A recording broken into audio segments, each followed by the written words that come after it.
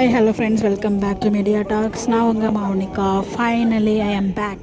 So இப்போ தான் வந்து பார்த்திங்கன்னா பஸ்ஸில் ஏறி இருக்கேன். So coming to Andhra. So வந்து பார்த்திங்கன்னா கொஞ்சம் வாய்ஸ் ஒரு மாதிரி தான் இருக்கும். ஸோ நாளையிலேருந்து உங்களுக்கு அப்டேட்ஸ் ஃபைனலாக வந்து அப்டேட் ரெகுலராக கிடச்சிடும். பட் நம்ம எதிர்பார்த்த மாதிரியே நம்ம அப்டேட்ஸ் கொடுத்த மாதிரி கமருதினும் வந்து பார்த்திங்கன்னா one of the VIP contestants அவங்க வீட்டுக்குள்ளே போயிட்டாங்க. ஸோ அன்னைக்கு நம்ம கங்கா லைவில் சொன்ன மாதிரி ஒரு சம்பவம் பண்ணியிருக்காரு அப்படின்னு சொல்லியிருந்தாங்க இல்லையா, அந்த சம்பவம் இதுதான். நம்ம கெஸ் பண்ணது கரெக்டு.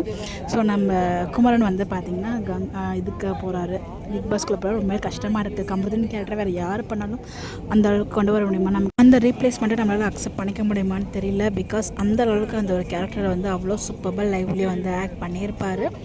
இப்போ ரீசெண்டாக கூட அவரை வச்சு தான் வந்து மேக்ஸிமம் வந்து ட்ராக் கொண்டு போயிட்டுருக்காங்க. ஏன்னா வந்து பார்த்திங்கன்னா அந்த எந்த பேபி ஷவர் ஃபங்க்ஷன் அங்கே கங்கா கோவப்படுறது, ஸோ அவ்வளோ கஷ்டப்பட்டு உழைக்கிறது, இது எல்லாமே வந்து அதுக்காக தான் வந்து கொண்டு போயிருக்காங்க, அவரை பேஸ் பண்ணி தான். பட் அதுக்கப்புறம் எப்படி புது சகலைகள் வர போகிறாங்க, அதுவும் நம்ம விஜய் அண்ட் கமருதீன் இருக்காங்க இல்லையா, அவங்களோட onscreen and offscreen Swami and Kamarudeen பாண்டிங்குமே ரொம்ப நல்லாயிருக்கும். அது ரொம்பவே நம்ம இனிமேல் மிஸ் பண்ணுவோம்.